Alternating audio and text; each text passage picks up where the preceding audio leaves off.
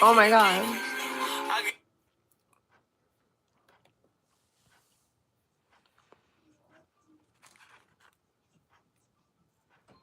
That was loud as fuck.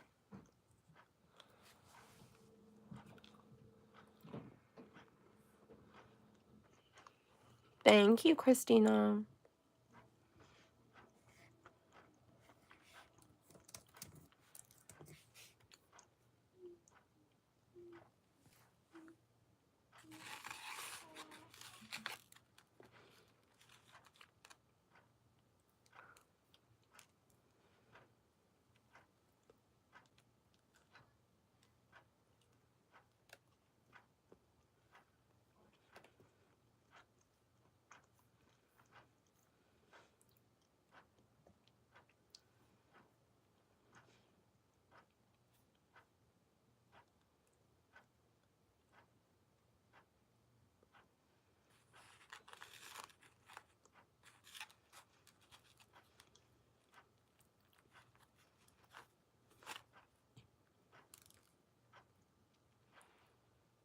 Hi. I'm scared.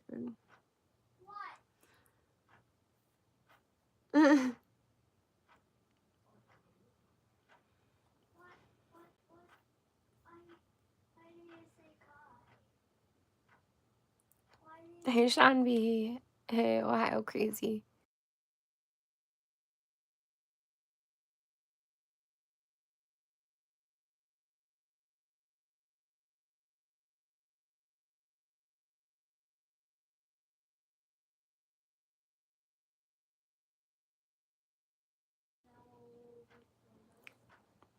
Okay, let's find some true crime.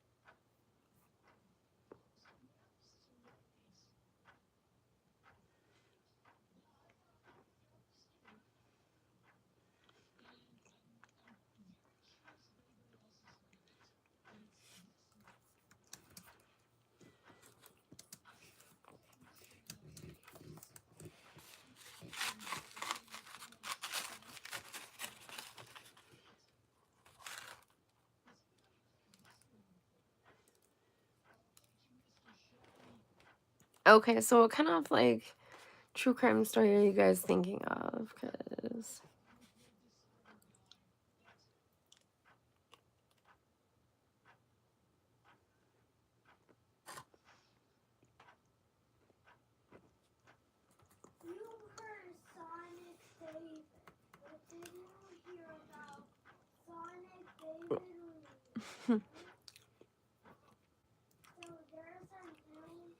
yeah.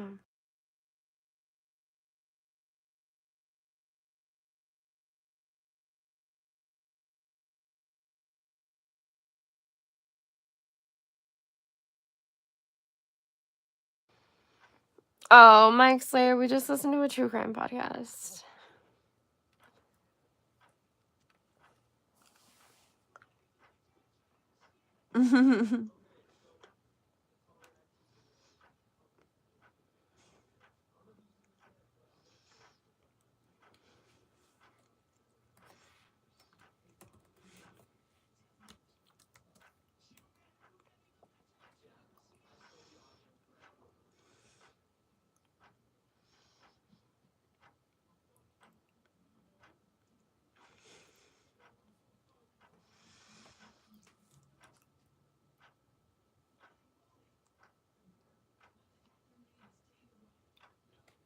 Yeah, but I already covered that stuff on like other channels, and I already talked about that stuff.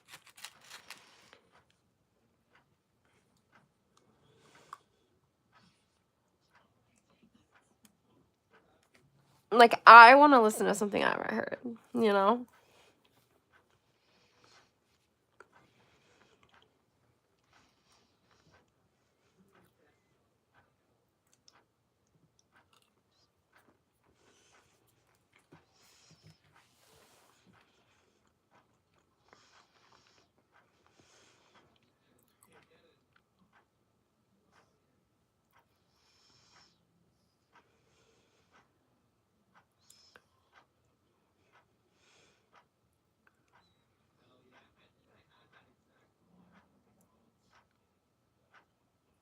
Oh, God.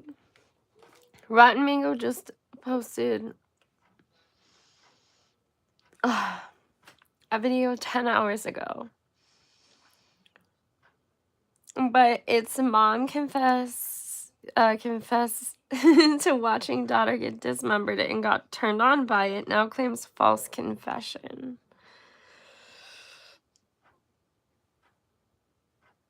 It's like the newest one. That's fucked. I think I've heard her. Yeah, I think I've heard her interrogation, or at least part of it.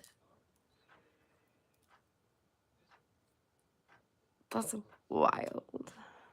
I don't know if I want to listen to kids getting things happening to kids again. I don't know. That was a little intense this morning.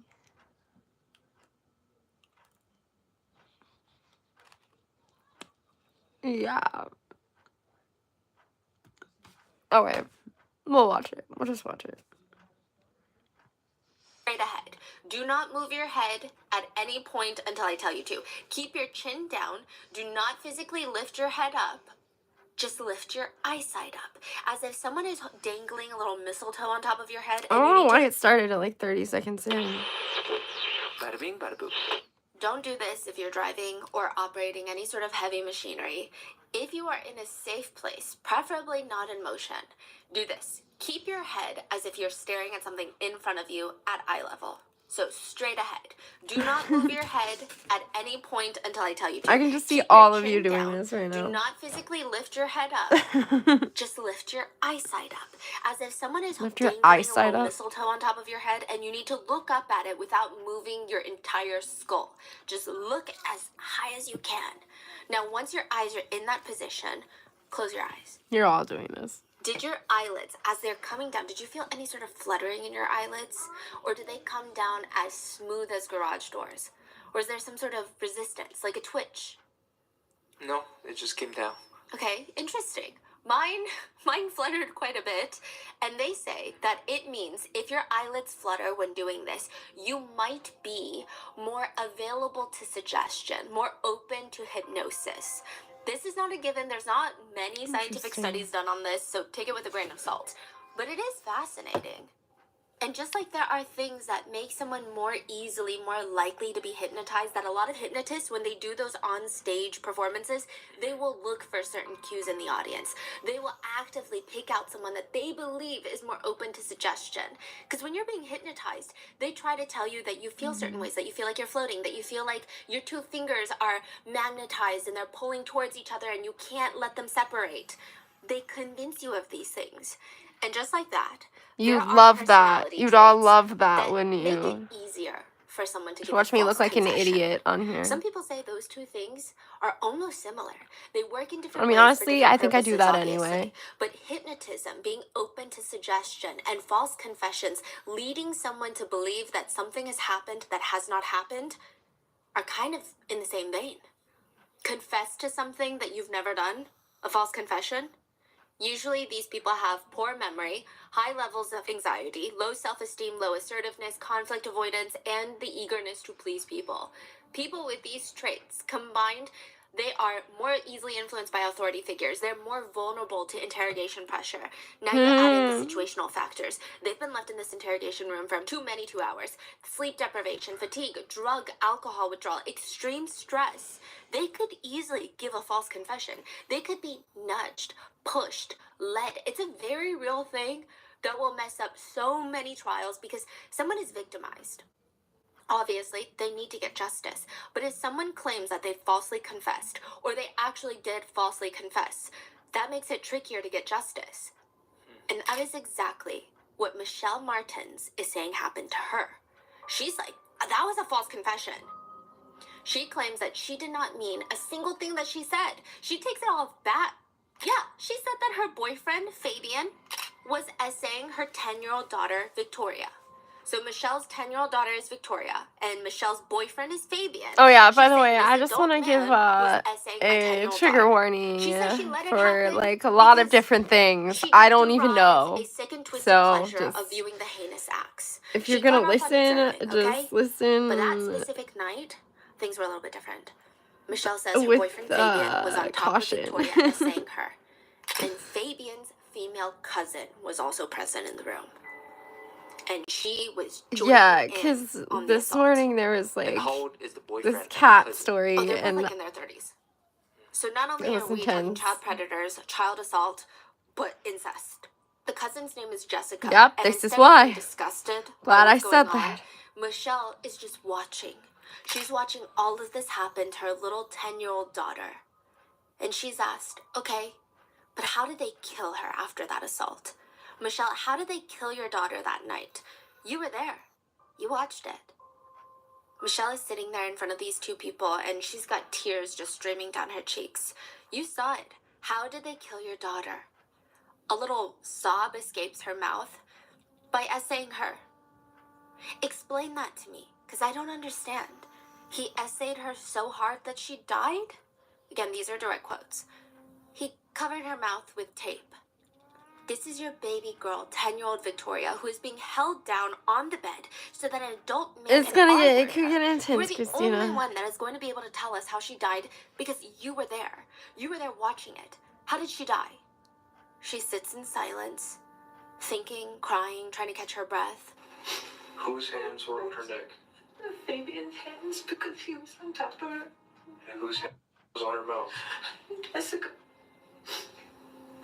After he was done, did they do anything to ensure that she was dead? What did they do to make sure that she was dead, Michelle? No, that's not good enough. What did they do when they were done with your daughter and holding her by her neck? Honestly, though, We're way past playing any games here, girl. the way that some of them do go about it, I can understand if a person in a weak mind state Slice her?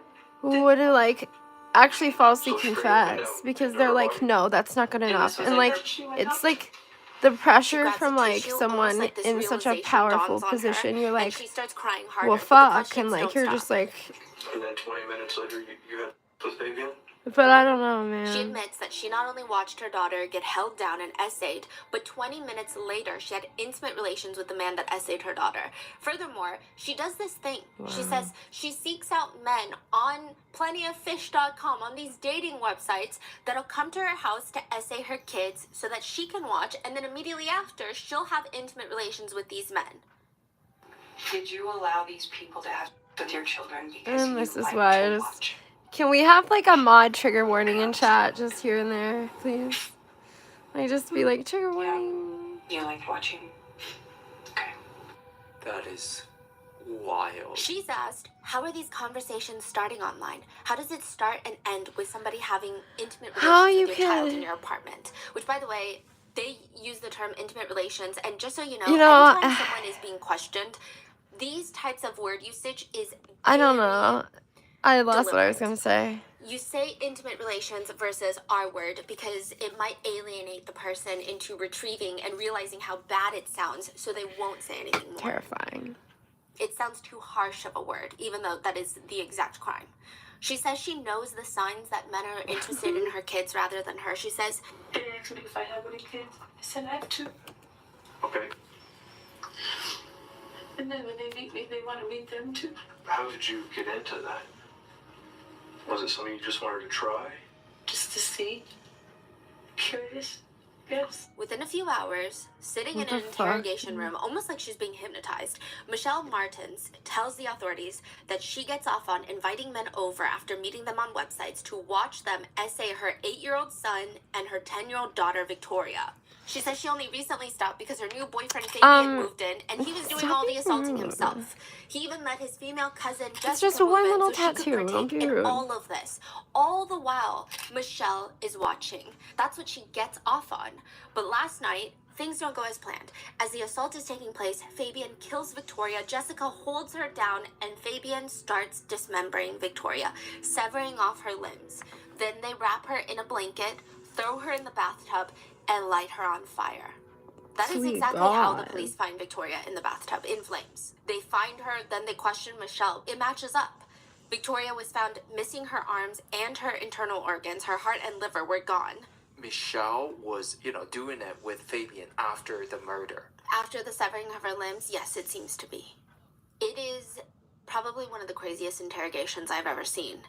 But then they find evidence that some of the interrogation clips of what Michelle is saying are not true.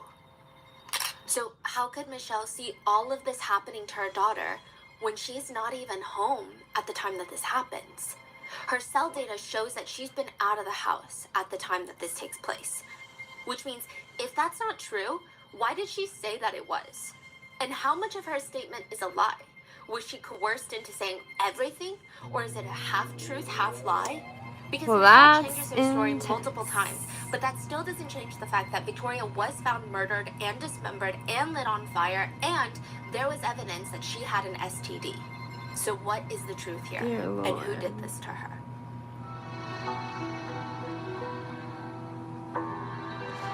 Well, that's fucked up.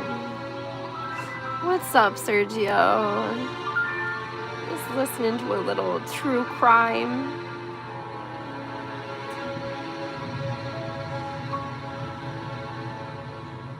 We would like to thank today's sponsors who have made it possible for Rotten Mango to support the Nomi Network, a nonprofit dedicated to end all human trafficking. They spread awareness, create safe employment opportunities, and provide resources for survivors. This episode's partnerships have also made it possible to support Rotten Mango's growing team, and would also like to thank you guys for your continued support as we work on our mission to be worthy advocates. As always, full show notes are available at RottenMangoPodcast.com. Today's case has quite a few mentions of SA, CSA, and potentially CSAM, and the trafficking of children. It's So there you definitely more go. That's graphic what and our detailed trigger than some of our warnings recent are. cases. So please, if it's too heavy, too intense, take care of yourself. I will see you in the next one. With that being said, let's get started. You heard what she The said. police have a 10-year-old that's been murdered, and they have 3 people that they need to talk to. 2 women and 1 man. The woman named Michelle, she's got this nasty cut between her eyes, like blood was dripping down in the middle of her face, straight down the top of her nose. It is her daughter, Victoria, that's been killed. Then you have the man, Fabian. He's got a black eye, he's got a deep gash on his eyebrow. He's Michelle's live-in boyfriend. And then we have another woman named Jessica. She's Fabian's cousin who recently moved into Michelle's house. Jessica has a fractured ankle. So these Yeah, people, I've heard they're all of this injured. story. All I of have them are watched injured this in some way, shape, or form, interrogation. and they don't want to talk about why Victoria was found killed and dismembered in the apartment that they course all share. not. What the hell happened to Victoria? Jessica goes first. She was the one that was left babysitting for most of the day. But before they can even ask questions, Jessica's pissed off. I want to know why I'm being treated like this. Again, Again? you're being arrested, all right, for murder. Why am I being arrested for murder? All right, There's so 3 other people in the house. You're getting me for murder? You're like violating my whole fucking rights, dude. Go find a fucking killer, dude. Go find a motherfucking killer. They tell her that they're gonna take her DNA because they have a warrant, so this is not up for negotiation. And she says, well, the thing is, I live at the house, you know what I mean? My DNA is gonna be all over the house. Earlier that day, officers had been called to Unit 808. I The mean, situation was pretty chaotic. Is she wrong? They had 2 people outside that claimed to have been attacked, Michelle and Fabian. Both of them had bloody faces. They tell officers Michelle's daughter, You're doing good, 10-year-old Christina. Victoria's inside the unit. You guys. They you should run do it. up to Unit 808. A woman with blonde hair opens the As door. long as there's sees the like cop one uniforms, like slams the trigger door warning shut. on the They're screen, like what the hell with the was that? comments at all They try times, slamming and the door then if it's open. we're good. It won't open. They're like, maybe Or we just should take like it down post and it when it ask gets them like to really contemplate all of intense, this. because it's They true hear crime. a It's gonna be scream on the other side triggering. of the apartment. But like The other officers once they are start screaming, talking about like and more or less they're shouting issues people that the could be crazy lady that traumatized just slammed the from, door in the other then officer's like face yeah, well, jumped off the balcony. This is like 3 stories high. It's not the 8th floor, but it's still pretty high. Is she okay? Is she all right? I mean, fate works in very mysterious ways, and Did the you officers almost, see- to their diabolical amusement, she's not all right. She completely shattered her entire ankle, and now she can no longer run. Oh, that's So it works, yeah, it works to their benefit. The officers place the woman in handcuffs. They force her to walk herself to the police car. She's screaming. Like, don't be dramatic. You jumped off the balcony because you're trying to escape. And second of all, we don't care. This is on the body cam. They force her to walk. Walk!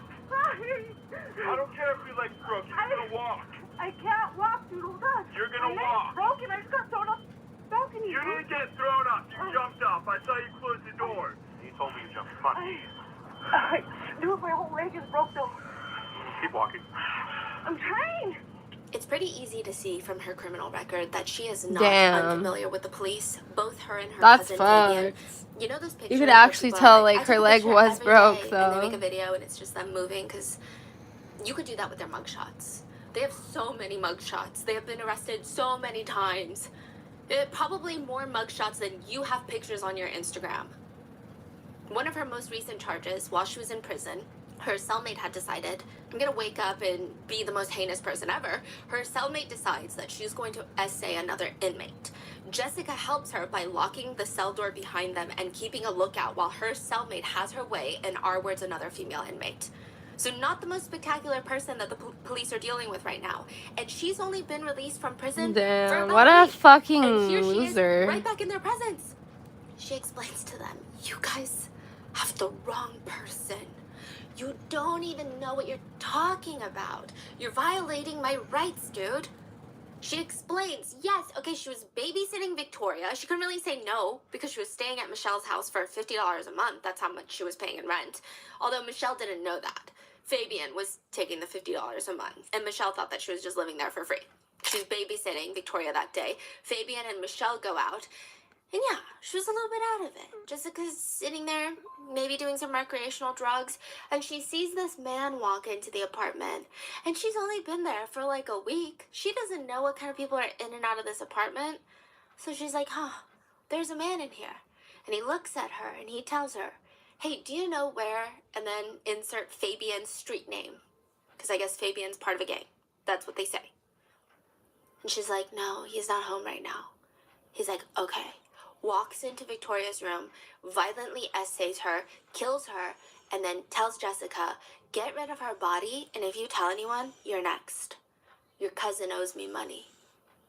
She said it was a What the well-dressed fuck? Mexican man. And then the police show Right. up. She's terrified. She had nothing to do with the murder. She just had to dispose of Victoria's body because what was she going to do? They're going to get her next. I mean, she was terrified, and now she's in the back of the squad car with a broken ankle and all, and it's terrifying. She says, you guys need to go catch the real killer. Side note, the apartment was in shambles, and it's very interesting. So she's claiming that a man walks in, essays, and kills Victoria. But when you go in, everything is just hectic. There's blood everywhere. There's blood seeping into the carpet. There's evidence that someone tried to clean up the blood. Inside the bathroom, they find Victoria, her torso, her head, they're all connected. Her arms have been severed. They were found in a separate plastic bag. Her liver and her heart were taken out, also found in a separate plastic bag. Her left leg was almost completely severed off. The rest of her body that's in the bathtub was wrapped in a blanket and lit on fire. Every single smoke detector in the house was also conveniently taken down. You know, So you guys Jessica's can still story, talk it in doesn't chat, right? really You don't add have up. to keep that on Also, the what are all screen. these wounds? Sure, It's Jessica's not, like, fractured crazy ankle bad. makes sense. She jumped off the balcony, but why are Michelle and Fabian wounded? They go into Fabian's y'all are good. interrogation room. Yeah, He that's says, crazy. I did nothing. I didn't even know that Victoria was lit on fire in the apartment. He claims all he knew was he went to sleep, woke up, and Jessica, his cousin, is freaking attacking him. He said this was a completely normal night. They came home. I got you, Josh. They made tacos for dinner. Well, Michelle made tacos. Everybody else ate the tacos, minus Victoria. They thought she was sleeping. That's what he claims. And then eventually, Michelle and Fabian, the couple, they go into the bedroom and they fall asleep. Around 1:40 a.m., they wake up to a pair of eyeballs staring at them, just staring into the depths of their soul. Do you believe in Jesus? Where's my blinky? He's like, Oh my Jessica, God, what are you my cat. doing? Why are you talking about Jesus at 1:40 in the morning? You don't even go to church. You just got out of prison. Jessica's standing there. I have your phones, by the way. She's holding her hands behind her back, but it looks like she's got more than just their phones. I said, do you believe in Jesus? Michelle wakes up and she says, yeah, I do, which I don't know why you're responding. Jessica smiles and says, okay, then She's you on first. the other chair.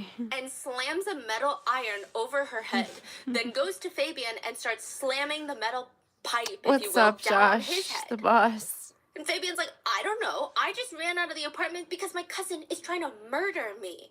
Did you say anything about Victoria? She said, what did she say? Oh, she goes, your daughter's dead. What? She told Ooh, me, exciting. your daughter's dead. And I was like, what? Wait, this happened at 1:40 a.m.? Yeah. And they see Michelle and Fabian just wounded everywhere. Oh, because they just got attacked by... Yeah, and then they're like, hey, my daughter's still in the unit. Michelle is like, my daughter's still in the unit. Can you go get my daughter? They run up to the Crazy. unit. Jessica slams the door. She breaks her ankle. They go I don't in. know where They my search the blanket entire went. place for the 10-year-old, and That's she was found unfortunate. in the bathtub. Did Michelle call the police? Fabian went to a neighbor who called the police. Michelle also escaped and Oh, went to a it's in different the neighbor to call the chair. police. What? Okay. Fabian denies knowing anything that has been happening to Victoria. He said he came home and Jessica was like, Victoria went to sleep because she had a rough day and I was babysitting all day. And he also says, by the way, I would never do anything to Victoria. I had my He Pop says, Tart. I Wow, love her and crazy. she loves me. Now, to be clear, Victoria knew Fabian for approximately 24 minutes. I mean, maybe a few months, that's being a little dramatic. And most of the time that she knew him, he was likely high out of his mind on... I think even saying that she liked him would be a tad bit too generous. But to say that she loved him, I mean, it's kind of unclear what deluded planet Fabian lives on. Maybe the same one as Stefan Stearns from the Maddie Soto case. But Fabian continues. Because how do you know Victoria loved you after living with her mother for, I don't know, 2 business days? He says, she loved me, you know. She would always, you know what I mean? She would always be like, hey, Fabian. And we'd always smile. But to make matters more alarming, he continues, that's Thanks, how I am with kids, you know? Brooklyn. Victoria's real active. She's real cool, you know what I mean? She's all grown up, you know, for her age, you know? No, we don't know. And that's very alarming. She's 10. How can she be all grown up? We don't know. But he further continues that he absolutely was not involved. He says again, she loved me, I loved her, I showed up at the apartment after running errands with Michelle, we ate tacos, I went to sleep, and then I got attacked. That's pretty much it. Eventually, the police crack down and they say there's no way that's what happened. Because you're telling me someone right there, and this is not like the most soundproof apartment building. You're hearing things. You can hear your neighbor. Are you guys down to next door smoke sesh? Somebody is severing the limbs off of another person, and you don't Yeah, hear yeah. anything. You don't hear a ruckus. Nothing. Someone's going around, getting a ladder, standing up on chairs, taking off the smoke detectors. You don't hear a beep, a single sound. Hang on, I want to He grab says, my "You know what? blanket from the living room. I did see some dismembering." He says, I seen Jessica cut her up, Oh my god, that's but fucking Jessica cool. was threatening me. Now he's saying, I don't know how Victoria died. I just saw my cousin dismembering her. He says, she just kept threatening me that I'm going to get killed, just like she's going to kill Michelle. So I seen Jessica do it, okay? I was scared for retaliation, okay? She just got out of prison. I didn't want her to come for me and threaten my family. But I did not help her dismember the body. I did not. I just saw her stabbing at her, cutting her, like, weird, like crazy. Jessica was just going off and like hitting the body, like going crazy, trying to like go, Jesus told me to do this, like saying weird things. Like me and Michelle were like, Jessica, no, stop. And she wasn't listening, she was just doing it, but we didn't stop it because we were scared. The authorities say, I mean, it needs to be explained because Oh she my couldn't god, that's be doing fucking all of horrible. that by herself. The strength that he says, no. She was doing all that by herself. Her Wait. strength. He said that he came home, You just saw finished your his cousin, stash. you know, dismembering daughter, and then they went to sleep. Yes. Yeah. Yeah. That makes so much sense. Yeah, exactly. And he says, no. Her strength is real crazy, okay? But that still doesn't make sense. Why would Jessica even attack you that night then? None of this is making any sense. Authorities go back to Jessica and they say, so why did you attack your cousin and Michelle? And she says, well, they were all gonna blame it on me. I knew they were plotting it. See, this man came in, this well-dressed man came in, essayed and killed Victoria, and then left, and then was like, I'm gonna kill you if you do anything. I'm gonna kill you, so you gotta dispose of Victoria's body. Right. And then, you know, Michelle and Fabian come home. I tell them what happened, and they say, okay, well, we just have to dispose of her body. But I felt like they were gonna pin it on me. So I just had to get rid of them, too. So I was gonna try to kill them. What? So she attacks them in the middle of the night, and then the police are called. These are Jessica and Fabian's stories. For Michelle, the police have a little bit more hope Because this is still her daughter at the end of the day. So if anybody has any incentive to come clean just to get some sort of justice and let Victoria rest in peace, it might be Michelle. Can we In rate front your of Michelle, there's a vibe? female Or officer do we wearing already a have a plaid shirt sitting across vibrator? from her. Another That's male crazy. officer is sitting a little bit off in the corner. He looks distant, but he's fully engaged. The officer in front of Michelle, she reaches her hand Crazy out and they're wing-wing. holding it across the table. Her voice is kind of nurturing. Michelle, what did you guys decide to do with your daughter? With Victoria, your baby girl. This is your 10-year-old daughter. Victoria, what did you guys decide to do? Because you were there. And you saw. And you watched. So what was the discussion about what was going to be done with Victoria? They were going to get rid of it, but I didn't know. I forgot this discussion. You forgot the discussion? I don't remember. Okay. What happened? It's like what happened next? interrogating, like, They said that if I say anything, they just keep I don't threatening me. know.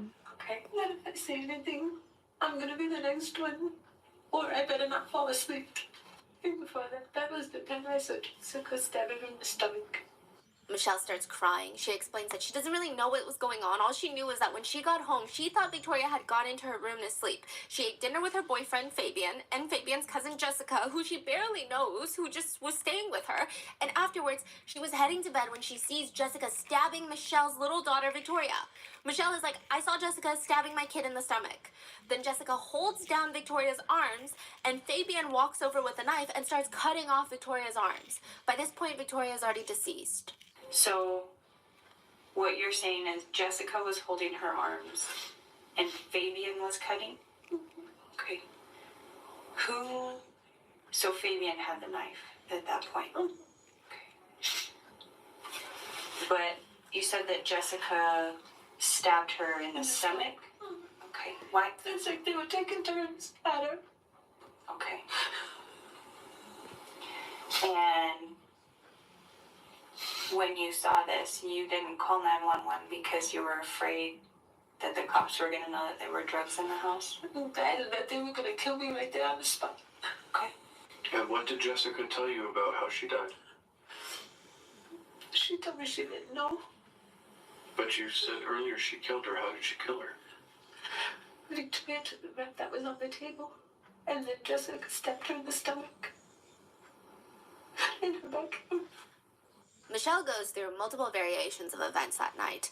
At first, she says she has no clue how Victoria, her 10-year-old daughter, ends up dead. She states that when she got home, she saw Victoria alive and well and thought she went to her room to sleep. Then she changes the story and says, I actually never saw her alive and well. I thought she was just asleep in her room. Then she states that Victoria took that was left out on the coffee table and then died of an overdose, and then they were all freaking out. So she changes it multiple times. Her first few variations of the story include Victoria dying and being dismembered by Jessica and Fabian. She doesn't do anything because she's terrified to call the police. They're threatening her. She can't do anything. She just goes to sleep until she wakes up with Jessica in her face, asking her if she believes in God, and then slamming a tire iron between her eyes. That's what she says. But what's unsettling is that in these variations, she says that after she watches these two, her boyfriend Fabian and Fabian's cousin Jessica, dismember little Victoria, the police ask her, what did you do right after you saw that? I was in the kitchen What'd you do in the getting ready to make dinner, making the tacos. And then Fabian took over after he was finished. The police have to get this straight. After you guys cut the arms off of Victoria, cut her leg off, and wrapped her in a blanket and put her in the bathtub, right? Then you went and made dinner. What did Fabian and Jessica do? I don't know. They were acting like nothing ever happened. She said Fabian and Jessica just start cleaning up blood while she You're makes a dinner. New Yorker. Okay, Nice. so you go and make dinner, and they are cleaning. What happens after that? Once I did the dinner, I go in my room and I eat. Okay, so you eat, and I only ate like one taco. Well, because you were probably sick to your stomach. Yeah, so then I put the other one in the fridge. The police are not happy with Michelle's version of events. There's just too much missing. Like, even you look confused, and the police are looking confused. Like, none of this even makes sense. Like, what you're saying, this train of thought, these trains of actions, these don't feel normal. Too many things are missing. What do you mean you're making dinner for everyone? I'm sorry, you only had one taco? How did you go to sleep after this? How do you fall asleep? To her defense, she says, we had tacos with beef and potatoes and sour cream. Okay, she's like, now stating all of this. But they don't even Crazy just work. go to sleep. According to Michelle, per this specific interview, she states that after dinner, after watching her daughter get dismembered, she and Fabian have intimate relations. The authorities come in and out of this interrogation room because they keep going back, they keep getting more intel. They go to Fabian, they come in and out of Michelle's interrogation room, and when they come back the second time, they're angry. The female officer sits down. By the way, I'm saying female officer because there happens to be one female officer and one male officer in the room. It's not because I think I have to put a woman's gender. Anyway, I saw some people getting upset about some of that discourse, but it just makes it easier to differentiate. One question, and it's a very serious question. Okay. Who was raping your daughter? Who was assaulting your daughter? She's 6 years. Who was assaulting your daughter, Michelle? Because you knew about it. That was my ex-boyfriend. That was your ex-boyfriend. Yes. And that's why I got rid of him. Is he assaulting your son as well? Not that I know of. Michelle. Because my son is barely with me. He's mostly with his Michelle. father.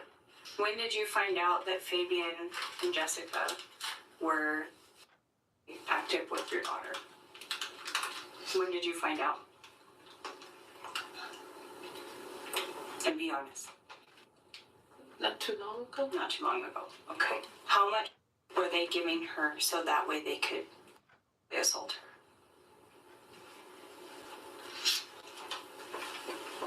Probably quite a few. They gave it to her quite a few times. Okay. How will they give it Sweet to her? Jesus. You just put it in her mouth. Okay. Think that. How did she die last night? While she was being assaulted, how did she die? We know for a fact that this is not what killed her. How did she die, Michelle? Okay, let's go back. When Sweet did you Lordy. find out that Fabian was having sex with your daughter, with Victoria? How long ago? Just recently. Just recently? What is recently? Like How many days? days, weeks, Days. days? Days. Like a couple of days, like 2 days, 3 days, 4 days, 5 days? 2 days. Okay. And when did you find out that Jessica was also assaulting your daughter? Were they doing this together? Yes. Okay. Did you walk in on it? It's okay, but I need to know. Did you walk in on it? Yeah. Okay. They were both on her. They were both on your daughter? Okay. So 2 days ago you find out that they're your daughter. Am I right? Okay. So how would they do it? Well, I don't know. You were in the room while she was being assaulted. You were there. Did you participate? No. Did you watch? No. You just watched? You were there. When your daughter was being assaulted, you were there. Where were you? Mm-hmm. You were in the bedroom. In your bedroom or your daughter's bedroom? Okay, and where were Fabian and Jessica? I thought they were having a cigarette, but they weren't. What were they doing? No. You watched them give them her, and you knew what they were gonna do. Don't play. Let's not start playing games now, girl. They weren't having a cigarette. You knew they were f***ing your daughter. Where were they f***ing your daughter? What room? In her room. Okay. How did you participate? I don't think that you assaulted your daughter. Did you help hold her down? When Jessica and That is Fabian part of assaulting her were in daughter. the room assaulting your daughter, what part did you take in that act? I let him, but You let them do it? I should be fine. Were you having intercourse with Fabian or Jessica while they had sex with your daughter? No. Did you have with Fabian right after he had with your daughter? Yes. She also confesses that during the past year alone, she's had multiple men come over to force feed her 9-year-old daughter amphetamines, Z-Quil to calm her down so that they could essay her, while she watches. She facilitates and watches all the assaults.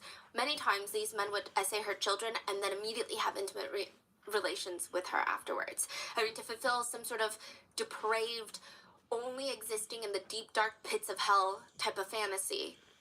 And she says Fabian was one of those depraved humans that moved in solely for Victoria. Damn, that's and fucked he and his up. cousin Jessica were both How are you essaying doing, Victoria that night. Brooklyn? They fed her meth, keep her more compliant because it, quote, calms her down, and then You know, I don't know about this one. Let's see if we can find a different one to watch, because, you know, I'm not really digging what the subject matter is. Wait, okay, are you into it?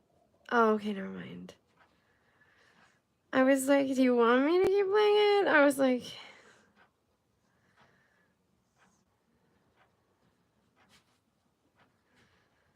I don't quite think that's them.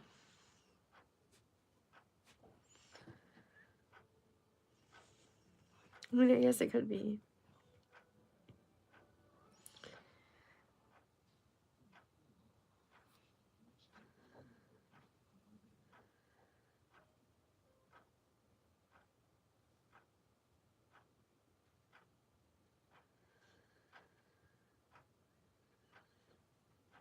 Jesus Christ.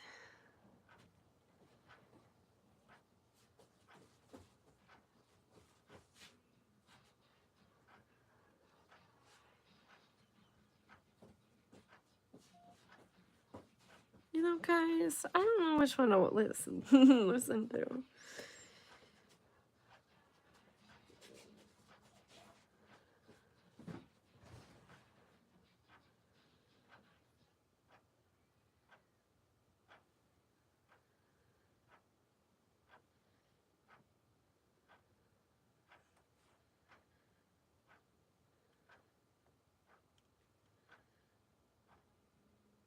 You know what? Let's listen to that chapter. Oh, that's good.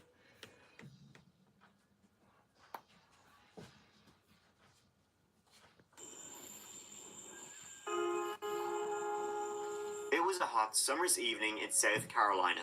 A master pianist was playing beautifully. After his performance, a man and his daughter went to him, complimented, and a friendship began. Later, they would Oh my talk of his god. custody Detectives issues, realized of how murdered Specs mom trying was to take his actually a daughter child away. predator. But what was Jesus scariest of Christ. all was why. At All least, of this ending in a horrifying she's murder. murdered.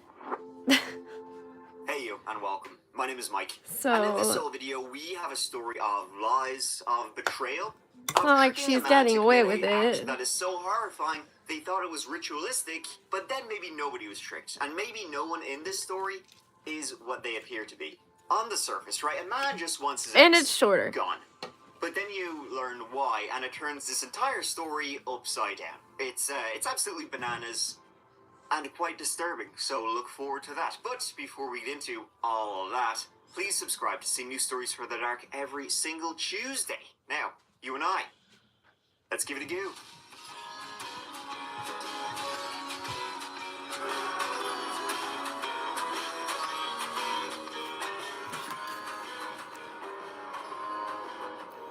The city of Greer lies in South Carolina, and it's home to about 40,000 people.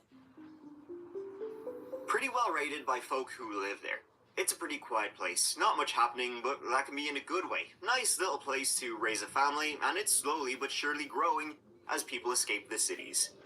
In fact, that seems to be the biggest complaint. That it's so nice, more people are moving there, and traffic, it's a pain in the hole. Remember, you gotta be nice, but not too nice. You don't want people moving in with you.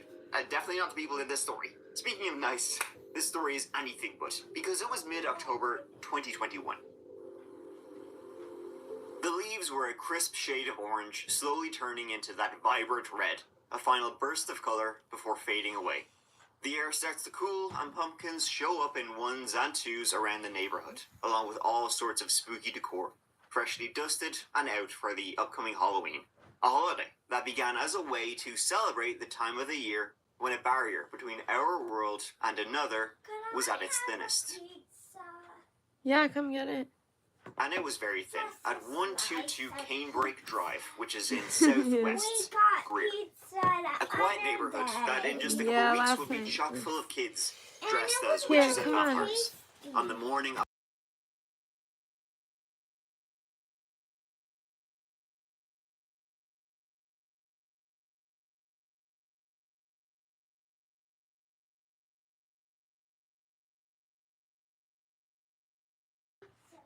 Okay, 11 sorry a.m. guys. that day, a call came into dispatchers. A man had been unable to get a hold of his fiancée. He'd been trying to call her like a number of times, calling her again and again. And he got so concerned that she wasn't picking up the phone that he actually went home to go and double check on her, because this particular morning, she had a job interview. So they had been talking about it a lot, and he was, maybe she's really nervous, anxious, whatever, maybe I'll just pop home. How's it going? Are you all ready? You excited? He pulled the car into the driveway and walked around the rear of the house. The back door of this house at 122 Canebrake Drive, it was never locked, so he let himself in that way. Walking into the house, though, it was like, once again, eerily quiet. But it had that sort of energy, as in, like, people were just here, but now, nothing. No TV, no radio, complete silence. But there was this weird smell in the air, kind of a chemically smell in the home. He continued through the house, walking from the rear towards the front of the house, down this dark hallway. And as he reached the end of the hallway, where it just turns into the living room, he looked down and he seen something on the floor. Something he was not expecting to see. It was a rose petal. Not one, but many. He then followed them into the room itself and was met by a horrifying and gruesome scene. He saw his fiancée on the floor, and she was lifeless, covered in blood from head to toe. It couldn't possibly be hers, but it was. The most disturbing Halloween prop you'd ever see, but it was real. He called her name, but she didn't move, and she never would again. An image like this would take time for your brain to recognize you're not dreaming, but what made it seem so was that the rose petals continued. All around her body lay rose petals. It was like a ritual. Bradley Post called the police and he informed them that he had just found his fiancée, Christina Parcell, dead in this house. It looked like she had been murdered. County 911, the office of your emergency. 122 Canebrake Drive. NJ Police Fire EMS. I'm sorry? I think I might have a death.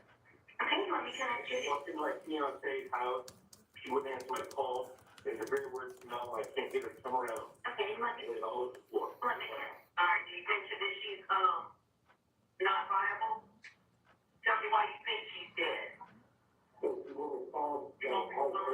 Either of them? Okay. Alright. There's a lot of blood. And a lot of blood. Okay.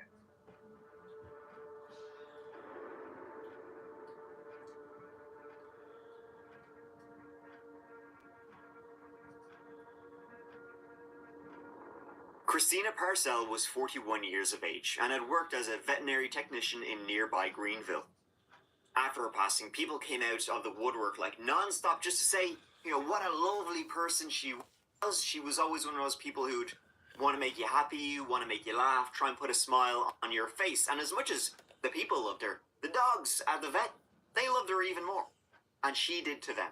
One person writing after her murder, Christina was not only one of the most epic vet techs to our dogs, but she was a friend. With a personality the size of a high-rise and always trying to make everyone else feel better. I can't tell you how many times she walked me to my car after an appointment and had me crying from laughing so hard. The search for answers continues here on Canebrake Drive, where a 41-year-old woman was found dead inside this home, and now deputies are calling it a homicide. A Greenville County neighborhood on high alert tonight. It's terrible to think that somebody lost their life in this manner. It's just awful. The person who did it hasn't been found yet, but investigators tell 7 News they strongly believe this is an isolated incident. Staff grieve the loss of their co-worker Christina Parcell, who was found dead in a Greer home on Wednesday morning. Immediately, we just all sort of felt, I guess we kind of walked around like zombies that first day. It felt like a bad dream. The 41-year-old was a veterinarian technician at the hospital for over 3 years. The real light, though, of Christina's life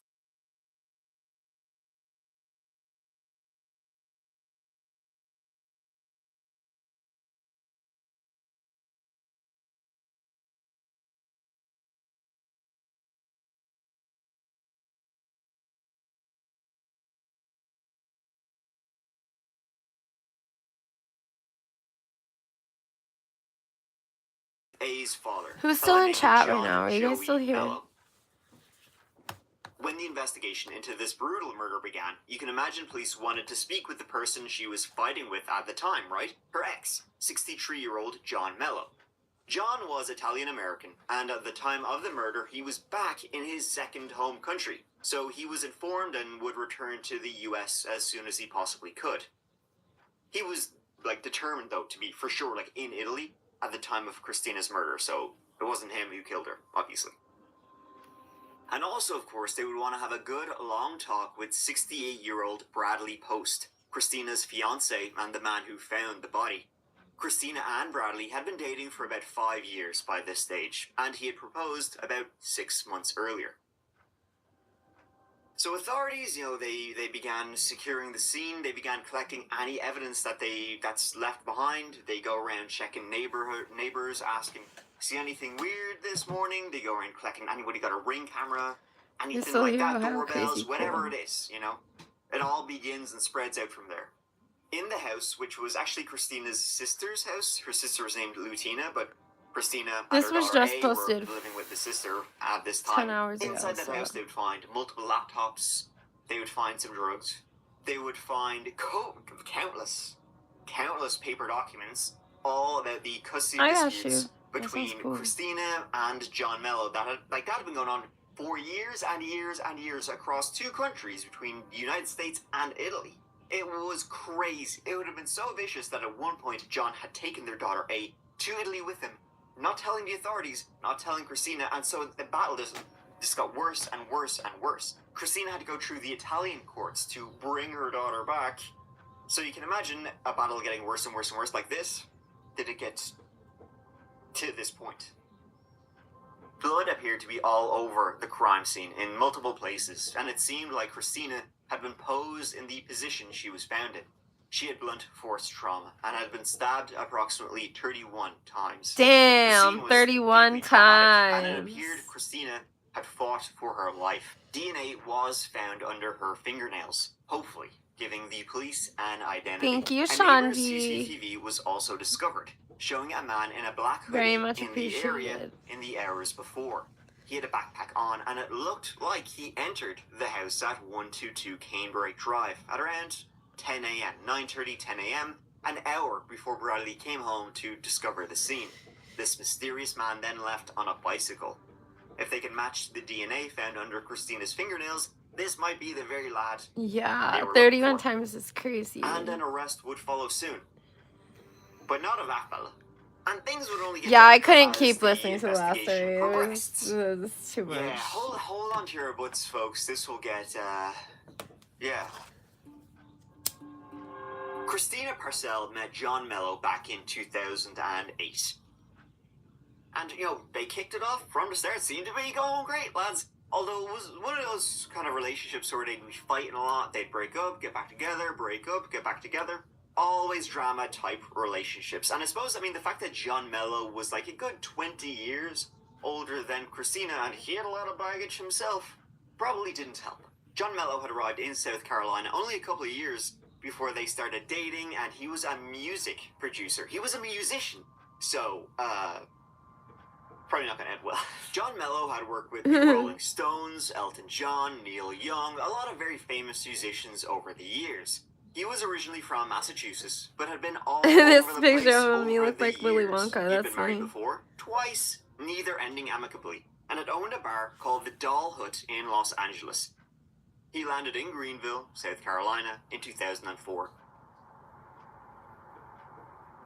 Over the years, John Mello was not mellow at all, and he'd actually been involved with the law numerous times, but never kind of Willie had a Wonka? He involved did. with the And law. Wonka Like, had a Willie. harassment reports kind of followed him everywhere. Maybe some domestics kind of followed him everywhere. Most recently, for example, in 2014, a fellow who owned a recording studio in South Carolina was looking to hire a music producer. I'm so glad you All guys are his here, because expertise this and shit. knowledge over the years, he applied. He didn't get the job. Then, somehow, Josh is funny. all these social media messages, emails, this entire harassment campaign begins against this recording studio across the internet. I'm talking like dozens of messages, calls, threats, blackmail, even. All of that would be linked back to John Mello, who, I guess he maybe was disappointed he didn't get the job, but who knows? Drama would follow John everywhere. Or at least that's, what he would say. Not realizing that, hey, maybe it's me. Regardless, he would date Christina Parcell for a good few years, and even in 2016 he would file a domestic violence report against her. Definitely not a good idea that they remain together. And they didn't. Except they would still have to, kind of unfortunately for our story, still have to be a big part of each other's lives when, in 2012, they welcomed a daughter together into the world. John would file and later be granted sole custody of A. Christina would file for visitation rights. She would get it. John would file to revoke the visitation rights she would given, alleging that Christina and her new boyfriend, A. Bradley Post, were inappropriate. In this whole video, we have the story of a man trying to hide his loved one. Not only did he not want her taken from him, he was also scared about what might happen to her if she was. It's a story of lies and secrets of the most horrifying kind, but what else do we talk about on that chapter? And so if you didn't want anybody to find you, wanted to remain hidden, virtually, I mean, that'd be a bright spark up here. Online, it can be a good idea to be just that, hidden and anonymous. Oh, here we go. So nobody can know who you are, but more importantly, where. Countries. Great. VPN. NordVPN is the I knew it was a absolute best in the NordVPN app. business. I've tried a few The different newest one, VPNs, yeah, and none of Kraken. them come close to Nord. And best of all,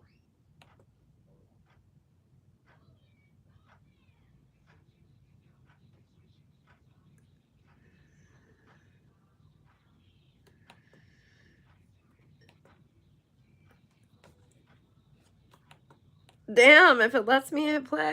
/that chapter, you can get an exclusive deal that's just for you. Get a NordVPN 2-year plan and you get 4 months extra right here at nordvpn.com/that chapter. It's risk-free with Nord's 30-day money-back guarantee. Once again, go to nordvpn.com/that chapter to get a 2-year Just plan. watched And it you also earlier get today. 4 extra months, all with Nord's Yeah, we're about 30-day 16 money-back minutes guarantee. into it. Thank you so much to NordVPN for sponsoring and supporting that chapter.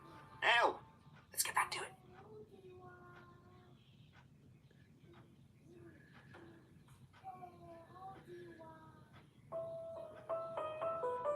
Over a dozen free There. It should be working good. year. Rather than say, I'm only going to play this music if you pay me for it, that wasn't the spirit that this project was conceived in. It's something that I want to do regardless of whether I can make money at it. I would say it's the biggest goal of my life so far. And so he settled down in South Carolina, playing away. His dream was to perform all 31 of Beethoven's sonatas. Beethoven was like his musical idol. And one evening while he was playing in downtown Greenville, John Mello and his daughter A, they just happened to walk in. John Mello, music producer of course, here's him. Mighty fine. Hearing Zach Hughes play, they just thought he was the bee's knees, the dog's bollocks. They went up to him saying, hey, you're pretty good at tickling the ivories. They even requested a song, one of A's favorites, Debussy's Clair de Lune. He played away, and a close friendship between John Mello and Zach Hughes would blossom. Who all's still here? It says there's one person here.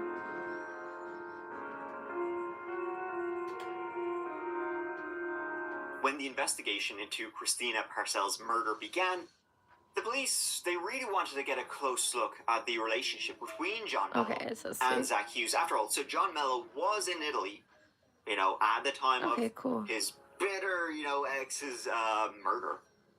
But, you know, what are his friends like?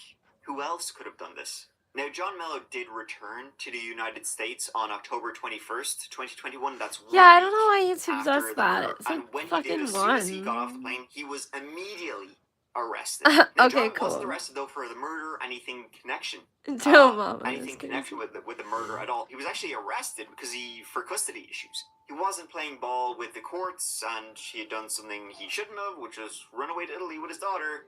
So he was arrested for that. Authorities arrested John Mello for interfering with a custody order back in October of 2021. Now, Mello shared a child with Christina Parcells, who you see on the screen. She was found stabbed dozens of times at a home on Canebrake Drive in Greer in October of 2021. Mello was charged with taking their child out of the country. Police began to speak with people who knew John Mello. They told the police, yeah, John's got a good friend in Zach. In fact, when John was arrested, he listed Zach as his contact, saying he was the only one to collect his luggage and stuff from the airport. The police then began to learn about some of the things they had done together since meeting way back when. That Yeah, they were, it says you know, two best on my friends end, forever. too. Good buddies. So good, in fact, that John Mello began to tell Zach, his best friend, a lot of things about Christina, and a lot of things about his fears of what she was doing. And so began a campaign of shyness against her. John and Zach began their friendship after a performance one night in downtown Greenville. After John confided in Zach a lot of what was going on during the custody issues, his own troubles, and that he was worried for A. He never said outright, but he always hinted that something was seriously wrong between her mom Christina and Bradley. He didn't have proof, but was worried for his daughter. John would then hire his Why does it to tell do me some it's household too stuff late? for him, little extra money.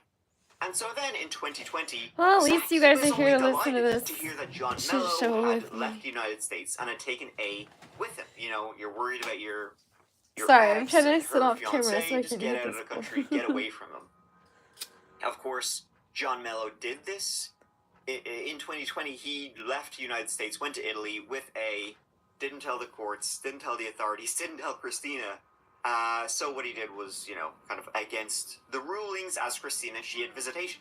So you can't take her across to Europe, halfway across the world, without the mom who has visitation having a say-so, and so more custody shite. And this was going now in the Italian courts, all the way up to there. Christina would be going over and back to Italy, from Greenville to Italy, you know, to see her daughter, and eventually the Italian courts would side with the mother, saying that You guys just love Christina, fucking that with me. A has to go back to the United States until all of these custody issues Like, in you the United dead States ass are love resolved. that shit. And so that's when John and good buddy Zach Hughes began this campaign of harassments Like, against it. Christina Parcells, trying to, you know, to harass her, send all this, you know, So maybe not good information to everybody, so that she would lose custody. This included distributing information and pictures from when Christina had worked as a sex worker, going by the name Sweet Caroline Warren.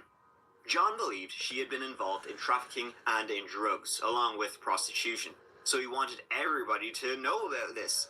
John and Zach sent packages to multiple places, including the veterinary where Christina worked, neighbors, places they often went to. Bradley even got one, and inside the packages were printouts of ads Christina had placed when she worked as a sex worker. Explicit images, all that. The campaign was getting really, really bad.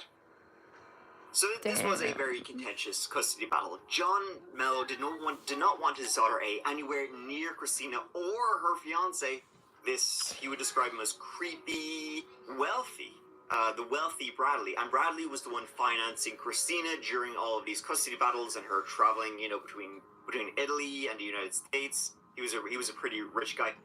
John had come to believe, fear, that Christina and Bradley might be abusing A. Like, parents' worst nightmare type stuff. And he would confide this, you know, in Zach Hughes. Zach caught in the middle. A friendship that began over a piano turned into a war alongside his friend. Them exchanging thousands of messages against. It was all against a person Zach didn't even know. Never met her. Was taking John at his word.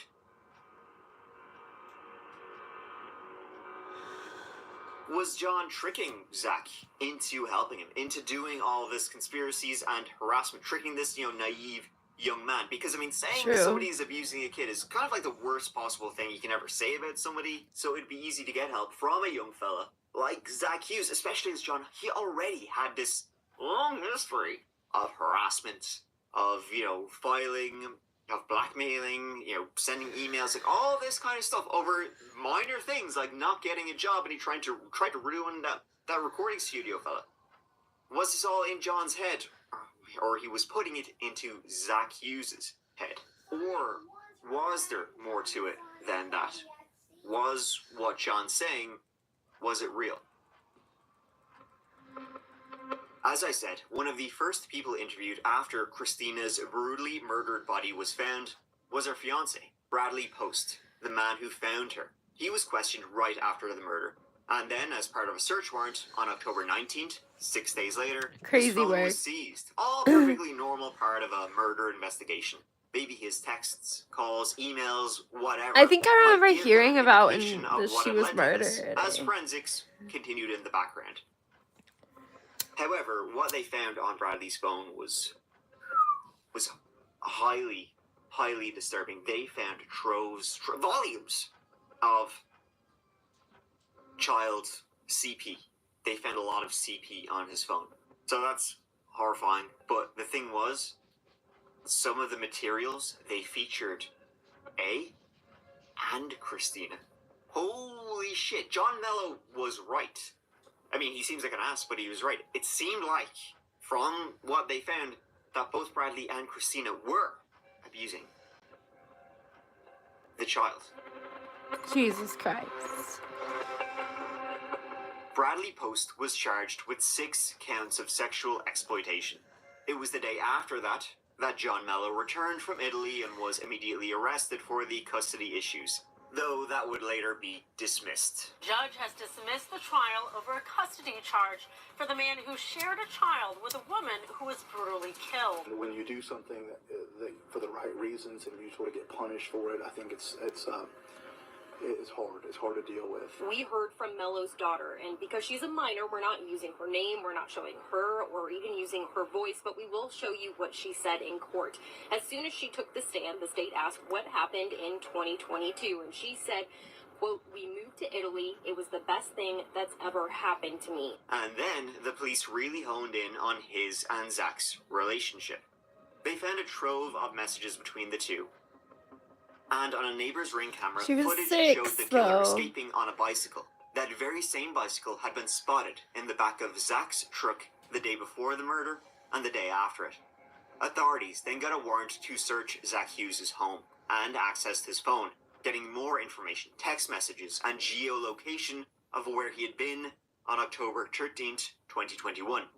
Interestingly, his phone had been put in airplane mode at the time of the murder. 29-year-old Zachary David Hughes, a well-known pianist, is accused of stabbing and killing her. But I think it was more than obvious that he intended to kill her. And he went over there for that reason. And talking about the murder itself, it was very Brutal. for sure. We don't know why. 13 we don't know what the motive times. really was. Sheriff Hobart Lewis says they identified Hughes as a person of interest early on, but according to the sheriff, no clear relationship, if any, between Hughes and Christina. All of that was enough to get Zach Hughes arrested and charged with Christina Parcells' murder, which he was on November 3rd, 2021. He was charged with murder, possession of a weapon during the commission of a violent crime, harassment, conspiracy, and burglary, first degree. Forensic experts would later be able to confirm Zach's DNA was found under Christina's fingernails. Didn't need much more than that to be a slam dunk. But lads, it ain't over yet. After finding proof in court documents of Mello's friendship with Zachary Hughes, the man now charged with killing Christina Parcell, we asked him his thoughts on how that looks. I can't help the perception. I can only pray and move forward for my child. I can't cater to people. I can't respond to people. You know, I can't do anything but focus all my efforts on the well-being of my child. Mello says he came back to the States a week after the murder and was arrested on charges from last year when he took their child to Italy against court order. We went there to finalize our citizenship, and I wanted her to be away from these people, and I wanted her to have a better life. Later, both Zach and John Mello, who was not charged with Christina's murder, they were both charged instead with harassment and conspiracy. That was related to sending the naked pictures of Christina around and all that, the entire campaign. Oh my god. So you have Christina Parcell murdered, her fiancé Bradley Post in jail on some of the the worst charges you can kind of ever be on. Her ex, A's father, John Mello, he was out and about. I'm good, Leah. How are you? He was arrested for when he arrived back in the United States. That would later be dismissed. And then you have his best friend, Zach Hughes, charged with Christina Parcell's murder. Then, in February 2022, a lawsuit was filed against both Bradley Post and Christina Parcell, she was dead to her estate. The lawsuit was filed. There was actually two lawsuits filed. One in February 2022, and then another 6 months later. Yes, Those hello two everyone lawsuits coming in. One lawsuit was filed by A herself. It's Christina going pretty Parcell good. and How's Bradley your Post night were going? listed as defendants in the suit. The minors were saying they had been victimized and, forced to make CP for them both.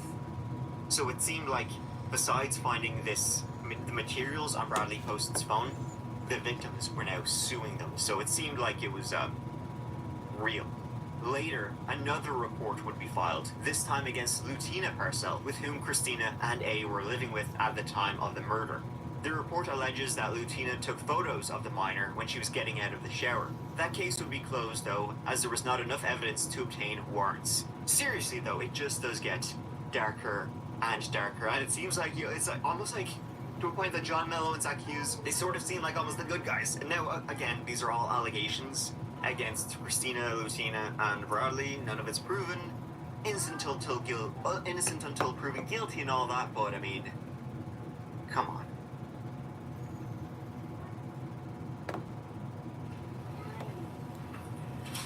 That's good. Good morning, ladies and gentlemen. This case is about the murder of Christina Parcell. And the state intends to prove that Zachary Hughes did, in fact, murder Christina Parcell. We have a number of charges that are going to be... Zachary Hughes' trial began February 10th, 2025, for the murder of Christina Parcell. He pleaded not guilty to the murder, which is interesting when they had, his phone, his bike, his DNA of all things. But Joshua A., we're listening to a true crime podcast. Saying he didn't do it. At trial, the prosecution filed that any references to CP, which seems to kind of be, the main murder motive for the murder, would be excluded. All right, so you can't talk about them at the trial for Zachary Hughes, which, well, I guess the prosecution felt that if you were allowed to talk about it, maybe people wouldn't look so negatively at Zach Hughes. Or, they thought that the defense might then try and point the finger at Bradley Post, saying, oh, he was a predator, he was a pedophile, he, killed her, to try and get away with it. The defense, of course, objected to writing that AAM had been abused, by Christina and her fiancé Bradley for many, many years. John Mello had expressed concerns about this to the police. They were not followed up on. Her guardian ad litem, appointed, by the courts during custody issues to represent the child. Her guardian ad litem had expressed concerns about Bradley Post to the police. They were not followed up on. Even Zachary Hughes had made a report to the department, DSS, the Department of Social Services. Maybe check them out, not followed up on. So there had been reports before the murder that maybe there was something going on here. She's a really special kid. She was definitely mature beyond her years, like I talked about. She could hold a conversation with adults. She looked you in the eye. John had been telling me for weeks, Zach, Christina's killing my little girl. Like, I can see the spark dying in her eyes. And again, when I first heard that, I thought, aren't you being a little dramatic? Like, I hadn't seen her, but it just seemed a bit much. When I saw her in these visits, I didn't feel that way anymore. She was not the same little girl that I had known in Greenville when I first met them. She had put on a great deal of weight, probably about 20 pounds, which is roughly a quarter of her body weight. For an 8-year-old girl, that's a lot in a short period of time, but it was much more than that. It was her demeanor. Her spirit was just, she was morose, she was depressed. Like that spunky, precocious, lively little girl that I had met was just not present there.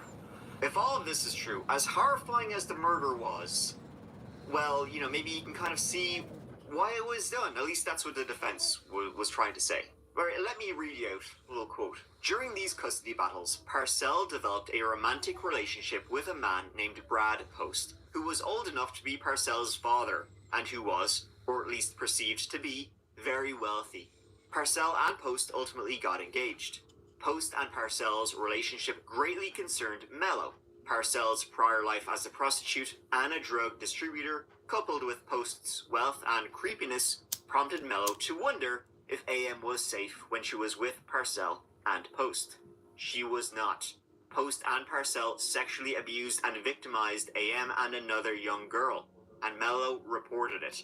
With AM's father stranded in Italy and subject to arrest in a pending warrant if he returned, a charge that was later dismissed at trial, That's with the crazy. GCSO, that's the Greenville County Sheriff's Office, failing to act on child abuse allegations about which they were made aware of years earlier, with the Guardian Ad Litem unfortunately being unable to uncover the abuse, and with the DSS failing to act after Zach What's reported up, abuse. Jason and Zach John? knew he was the only one who could save AM from continuing to be sexually abused by her own mother, Parcell, and her boyfriend, Post. He acted to save AM.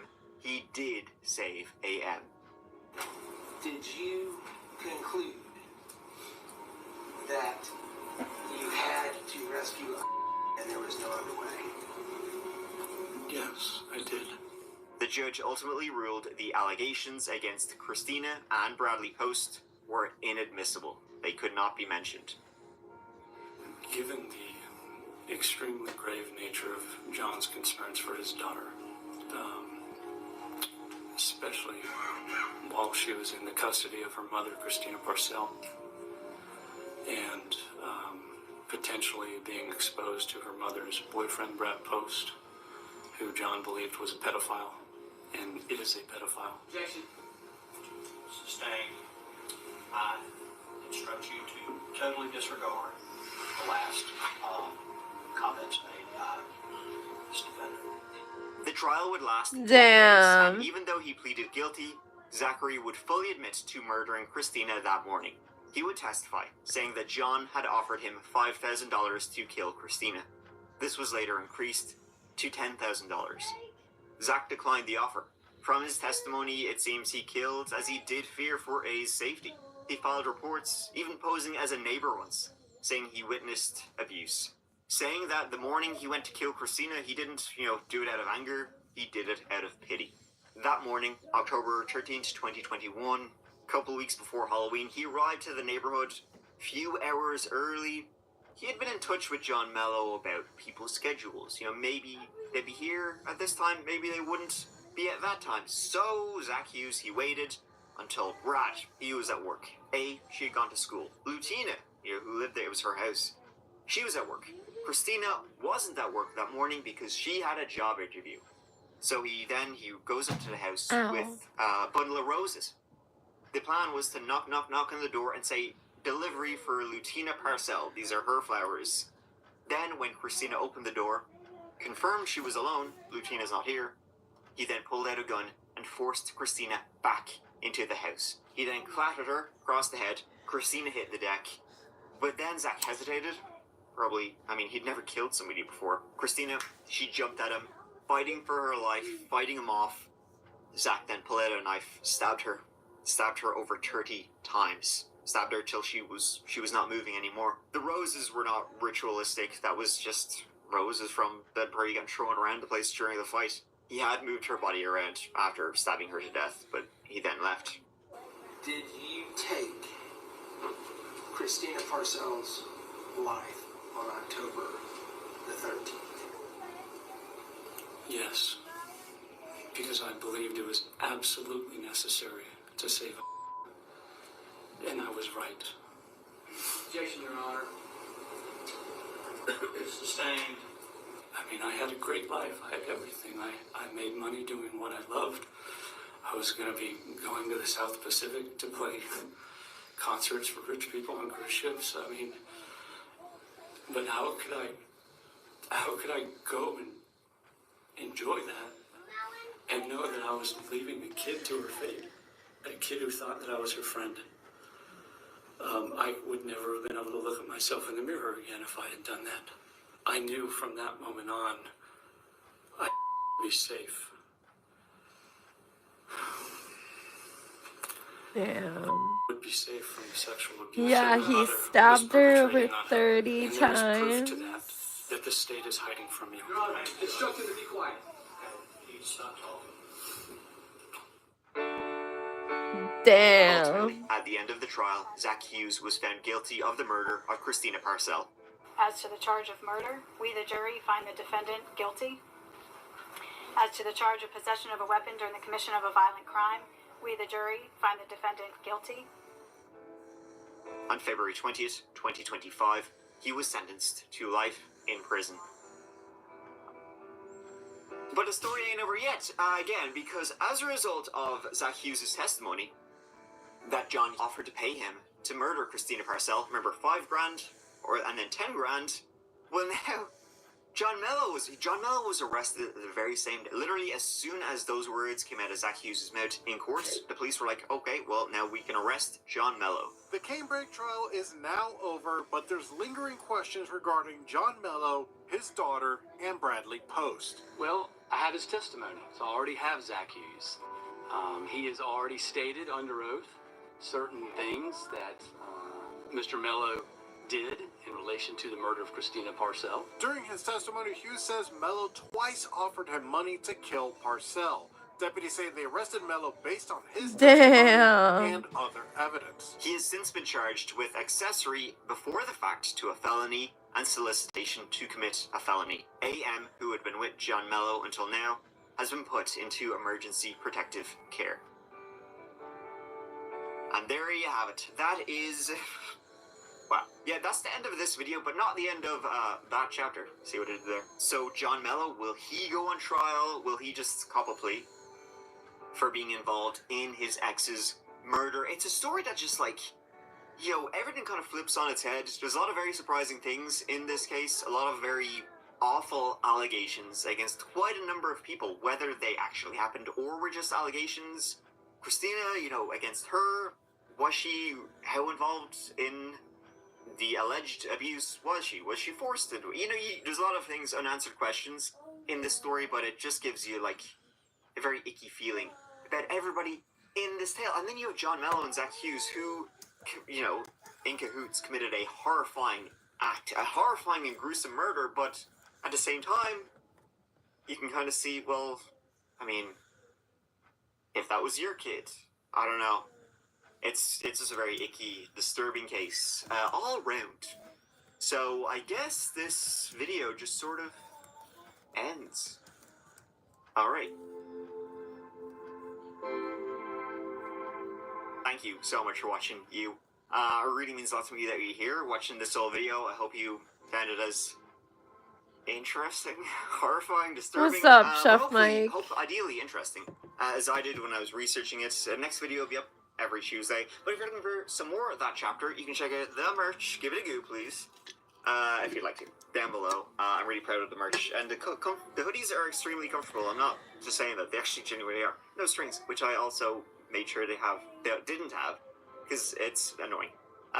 You can also check out the That Chapter podcast, which has a brand new episode out every single Monday morning, all completely podcast exclusive stories, different to the stories I tell here on the channel. So check out the That Chapter podcast. It's got like 18,000 reviews, 5-star something. I don't know. It tells me it's good. And you can also check out the That Chapter Patreon, where for $2 a month you get early access ad-free every single video. There's also a playlist of patron-only videos right there too. So check it out. But you know what? Until the next old video, please take care of each other. Please take care of yourselves. Because I love you. Mike out. Oh, we were listening to the true crime podcast. It's That Chapter.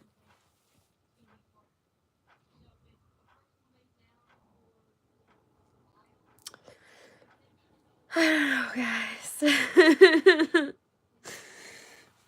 That was a lot.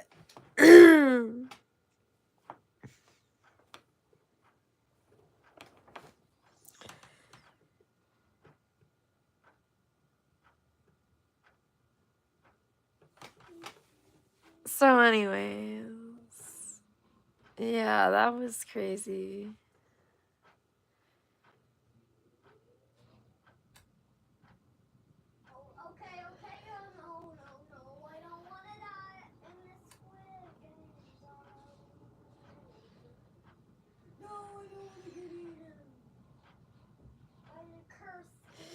Yeah, either way, stop 30 times is insane. I couldn't imagine. Especially, I mean, damn. So, like, yeah, if that's true about what was happening to her, then, like the little girl, and, like, okay, but, like, you know.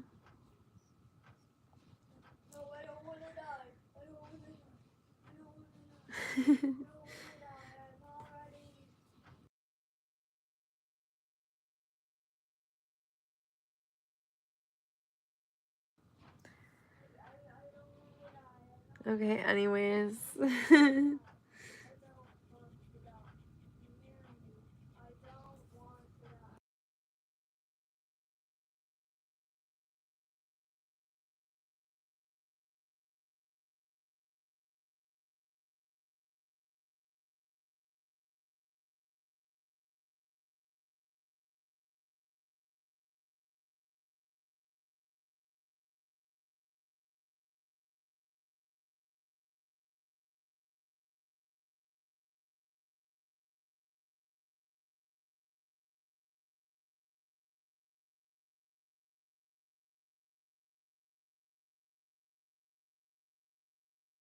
Anyways, so what do you guys want to do? Like, I don't know if we should listen to something. I don't know if we should. I don't know. I don't know what we should do.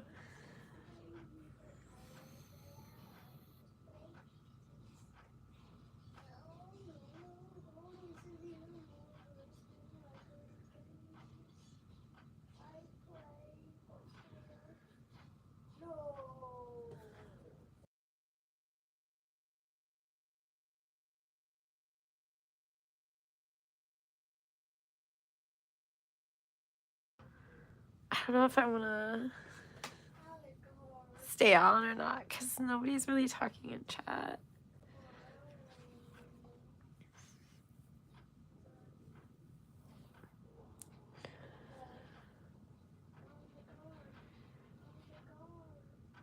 Watch stand-up comedy. I'm still here-ish. Yeah, people are just quiet in chat. You're getting sleepy? I mean, not really, like, super sleepy, but I don't know.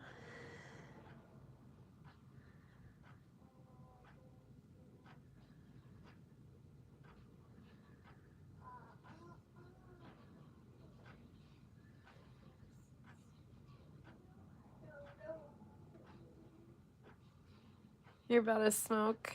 Yeah.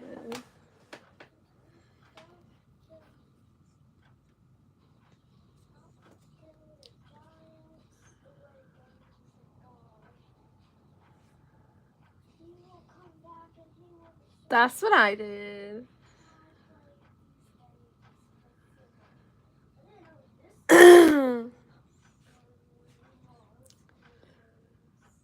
This chat's just dead as fuck. That's why I was gonna like...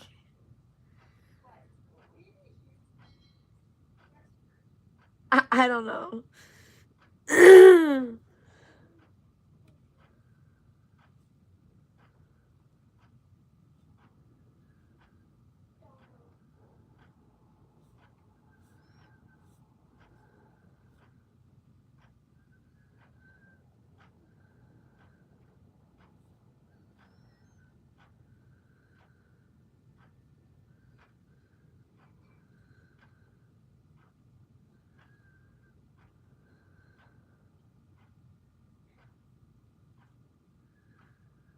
What the fuck? Mom murders kids so she can become a rapper. That is fucking insane. That is actually crazy.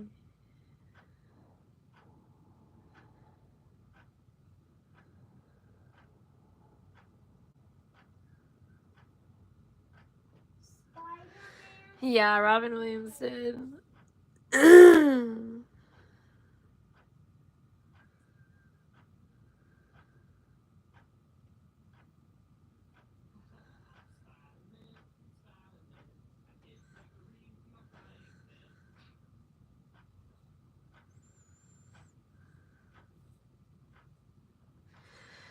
Yeah, I think I'm gonna end this one. I might go live again here in a little bit.